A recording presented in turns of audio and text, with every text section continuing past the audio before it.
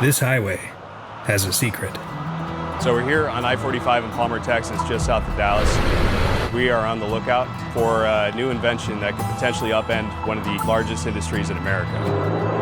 That invention, a driverless truck. Driverless semi-trucks are now operating in Texas. No one behind the wheel of a huge semi-truck. First of all, that truck driving and the steering wheel is just shifting back and forth. That looks crazy. Okay, let's keep going. Aurora launched service this my week. heart is just palpitating thinking about this. Aurora Innovation and several of their competitors have been using I-45 as a testing ground to prove a single point. They don't need drivers. Well, it's going to be a catastrophe. We are on the verge of a new era in trucking. I mean, this is truly transformational technology. And it's coming for your job, too. More jobs are lost through automation than they are through trade deals. A robot comes into a factory, workers go away. Robots could soon put together your next grocery order. Many office jobs even. The job you have today ain't going to be here in 10 or 15 years. The question would be to the company, why do you need everything automated? So, we came to Texas to witness the revolution for ourselves. Okay, so I-45, they're testing I-45 is the corridor between Houston and Dallas, and then it ends in Dallas. But, well, it actually goes all the way down to Galveston, but mainly Houston and Dallas is hella busy. If you ever drove on I-45 between Houston and Dallas, you know, it's pretty good highway, but it's busy as far as trucks. You have leisure travel, you know, it's just a very, very busy corridor. Lots of action going on. So it kind of makes sense where they will test. Well, one, they're going to test in Texas because of the laws being really relaxed to do the self-drive testing. But it's a very busy highway. Very busy highway. Let's keep going. Every load that one of these driverless trucks take is a load that's being taken away from a driver. We spent time with truck drivers talking about what this means for them. I kind of am one of the last of the cowboys. We are truly a dying breed of people. And find out how ready our roads and our society are for this change. Have we done a good job of addressing the policy questions that need to be answered in order to successfully develop this to maximize the benefits of it? I think absolutely not. This tech is coming. I mean, it's here now. But is there a way to make it work for us instead of against us? It's all happening right here. Buckle up. We're heading out. So right now we're just parked right across the first transfer hub from Aurora Innovation. This is where they're going to be launching the driverless trucks out of. Aurora Innovation was started in 2017 by 3 Silicon Valley heavyweights. Chris Urmson, who previously led Google's self-driving car project that spun off into Waymo. Sterling Anderson, who led the development of the Tesla Autopilot and Model X. And Drew Bagnell, who worked on autonomous innovation at Uber. Aurora does not actually make trucks. They make what's called the Aurora Driver. It's a combination of software, like AI, machine learning, and training simulations, and hardware, like radar, LiDAR, and cameras, that work together to create and inform the Aurora Driver. The Aurora Driver is going to be essential to our customers. It's going to allow them to build more revenue while having lower costs. And they are not alone. Companies like Wabi, Plus AI, and Kodiak are all in the race to create driverless trucks. Yo, look at that. That just looks crazy. I mean, me being a truck driver in the past, you know, just like I can't adjust the idea of me looking at a truck moving and the wheel is just turning and there's no driver. It's just crazy to see, even though I know that they're testing and all of this and that, but it's just crazy just to see that because you're just so used to a driver manning these trucks. And then now it's just like no driver just sounds crazy. Now, I know the technology is advancing really, really fast, but it's still hard to imagine. It's hard to wrap my head around no driver, okay? Let's keep going, y'all. But Aurora is the big one, and they said they'd be ready to launch by the end of April 2025. All right, and there she goes. Got drivers in it, which is a little bit unfortunate for us, but it's good for anybody that still needs a job. And we're going to be following it all the way down to Houston. The truck that we're following right now, even though there's a safety driver and a technician in it, the safety driver is basically just holding their hands right next to the wheel in case there's any erratic motions. It's still driving itself. Aurora and other companies have been testing on I-45 in Texas like this for years.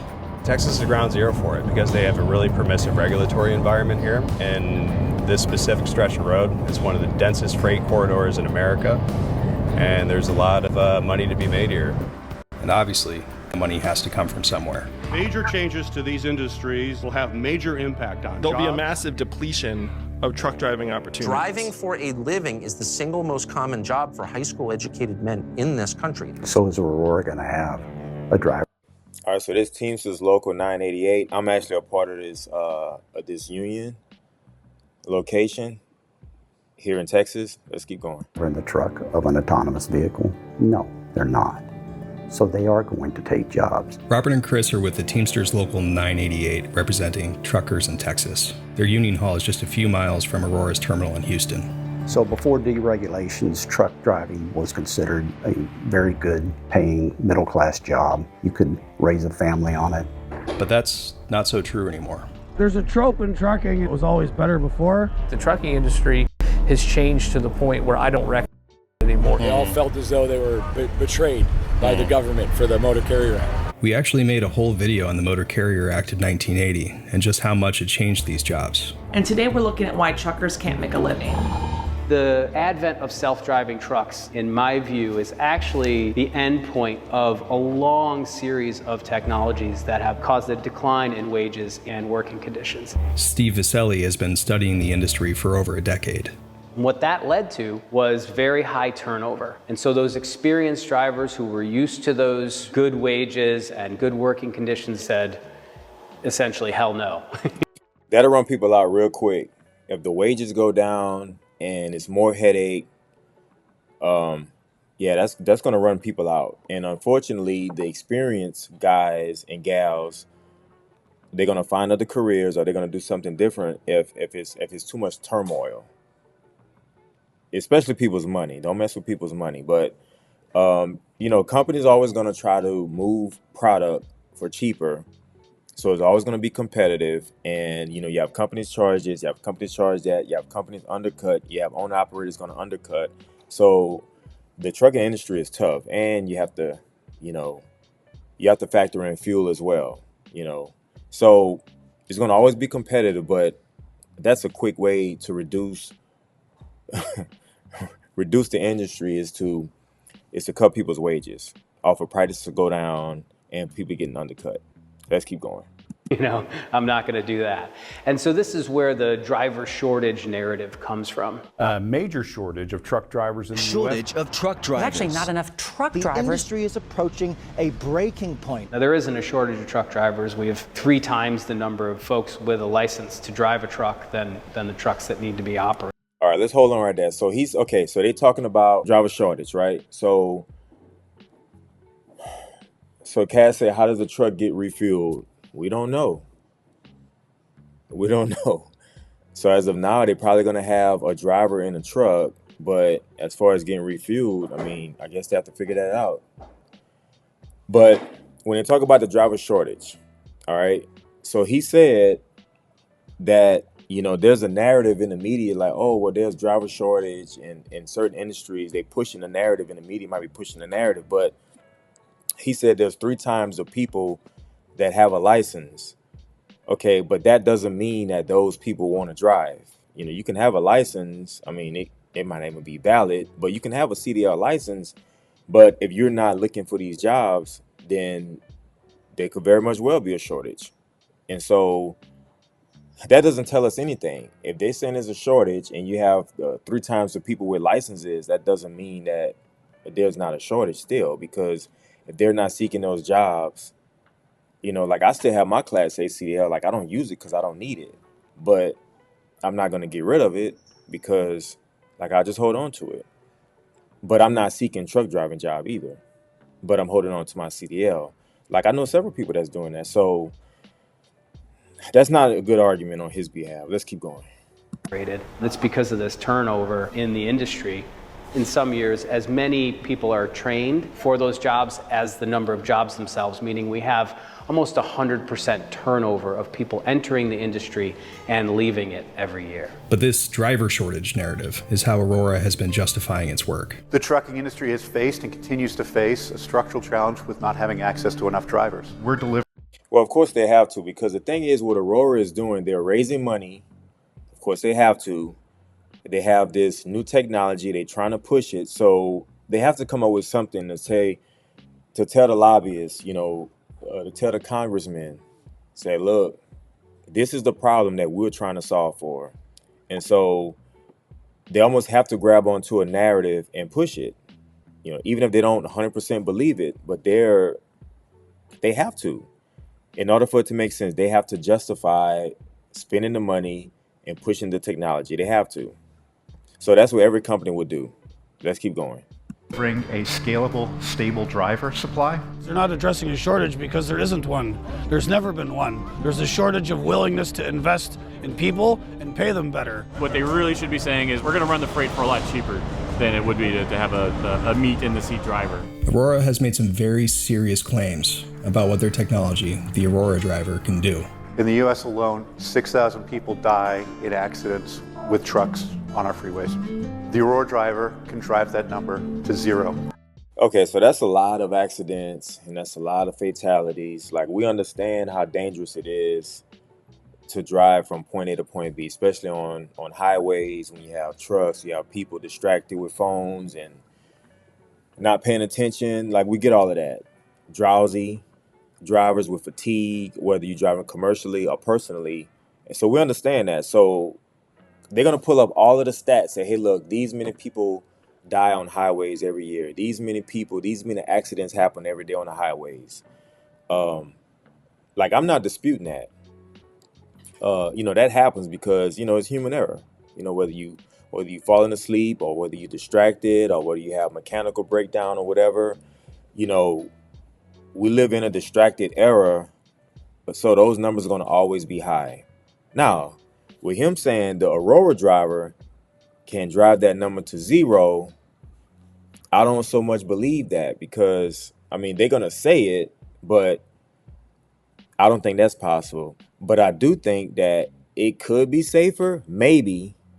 We'll have to see. But driving the number to zero, I don't think that's possible because, technology is always going to have glitches in it. It's always going to have something happen.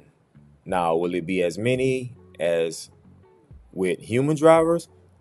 Maybe, maybe not. But to take it down to zero, highly unlikely. Let's keep going. Now, they're going to guarantee that... Yes, absolutely, Kaz. Red flag when he said zero. Like, come on. Like, make it believable at least. All right, let's keep. They're going to have no fatalities through any one of their driverless trucks.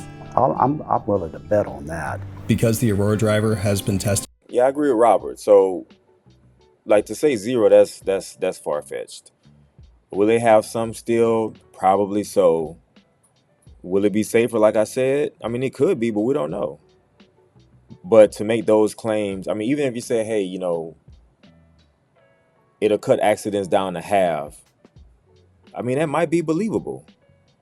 All right, let's keep going. Without public oversight or regulation, a lot of their claims are hard to prove. The Aurora driver will change lives. One thing is clear, though. This is positioned to take jobs. Human drivers are limited to 11 hours a day. The Aurora driver should be able to almost double that, if not more. There are a lot of types of trucking jobs. One of them is called line haul trucking. These are some of the best jobs in trucking. These are over-the-road drivers moving from motor carrier terminal to motor carrier terminal. That's essentially what Aurora is hoping to prove it can do with the Dallas to Houston route. They've been running that same route for years now. And so that's really how it's going to roll out for these better jobs, is those ones that go along a particular lane, right, between an origin and destination. Those are going to be the ones that get automated next.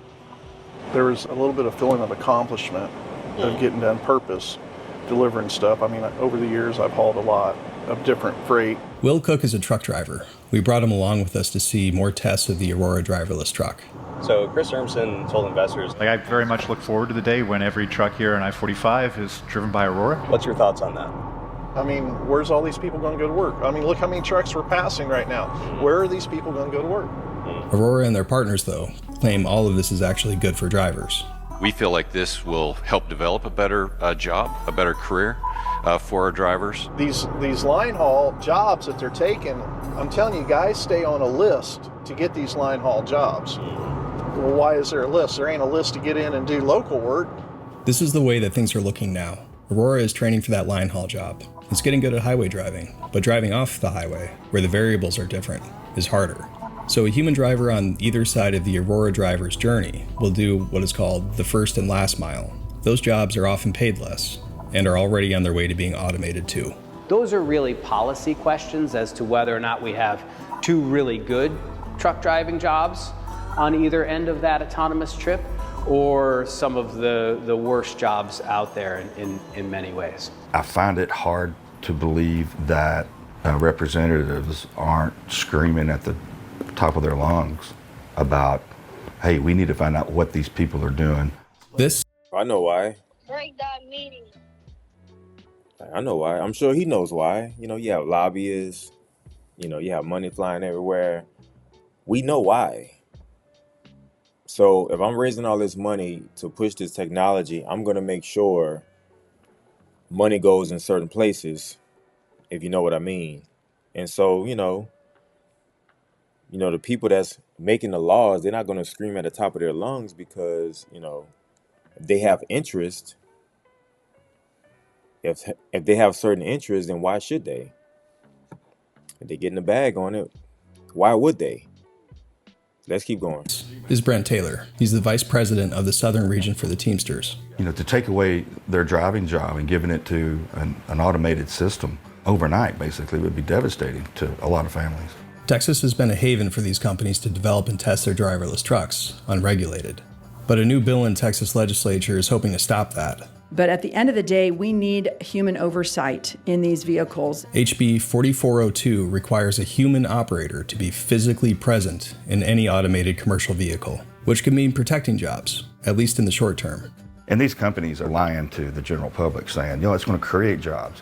It's not going to create enough jobs to make, especially the money that these drivers make. The Texas bill is just... Yeah, I don't really see how they'll create jobs. I think they're just talking. They're just saying that. But, there's no way possible that they'll create jobs on that. It's just, just doing the math, it just doesn't make sense. Let's keep going. It's one of a handful of bills in state legislatures across the country finally taking on this industry. That is, if the federal government doesn't get in the way. Big corp trying to save money. And I get that. I'm not anti-corporation, but at some point we're going to have to start looking at this and deciding how our country's going to address it when it comes to jobs. So, does the arrival of self-driving trucks have to mean total job loss? Is there any hope at all? The impacts are not baked into the technology itself. Oftentimes you have people say, what are self-driving trucks going to do to truck drivers? Self-driving trucks aren't going to do anything to truck drivers. Their employers are going to do something to truck drivers. The people who operate, these trucks are the ones making that decision. In his report, Steve laid out a number of ways this technology could affect the labor supply, from replacing drivers completely to working in collaboration with them. One of the more hopeful scenarios is called platooning. So in this scenario, you would have a human driving that lead truck, and then you would have autonomous trucks behind it. That same driver is now able to move 2 or 3 times the amount of freight that they were before. And the advantage is that they're there in case, the environment should have some condition that the truck is unclear about, whether it be weather, an accident, a blown tire.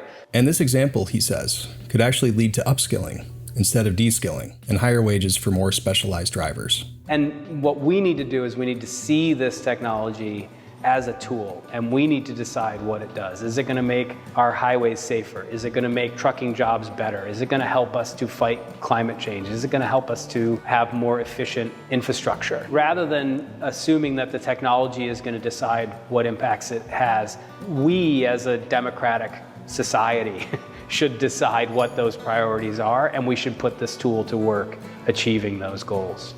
Just a few days after we filmed their test run, Aurora officially launched their driverless truck. And a few days later, they put a human back in the cab. And the next steps for Aurora are obvious. They want to expand through the Sun Belt and other states with lax regulations. They want to expand to local delivery and passenger vehicles. They want to dominate the market. We look at this market and we just see it as Aurora's to lose. This isn't the first time that a radical new technology reshaped the labor market. In the Industrial Revolution, machines powered by steam and coal transformed society, often at the expense of workers.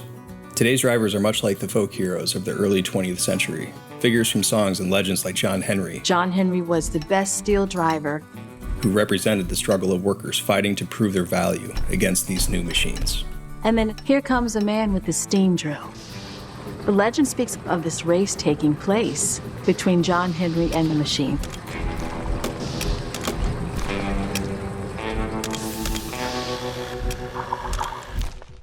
I saw this YouTube of a Budweiser truck being driven by a driverless truck, and it was like this visceral fear that gripped me. And I really felt like, okay, this must be what John Henry felt like when the steam-driven hammering machines came out and his job was on the line. And so I did write a song called The Ghost of John Henry. I saw the ghost of John Henry. He was cackling through his chain.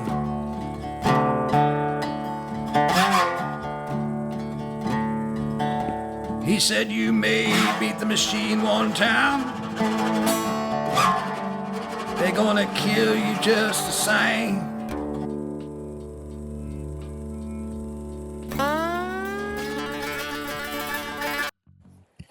All right, so fact of the matter is, once you start the ball rolling downhill, gaining momentum, figuring it out, it's hard to stop it. You know, Aurora has been working, and other companies have been working on this technology for years. In fact, I remember when they first went public. I forgot what year it was, but they've been working on this technology for years. And so the ball is rolling, and I'm not sure if you can get in the way to stop it. So the change is going to be inevitable. I don't think you're going to be able to stop it. Break that meeting.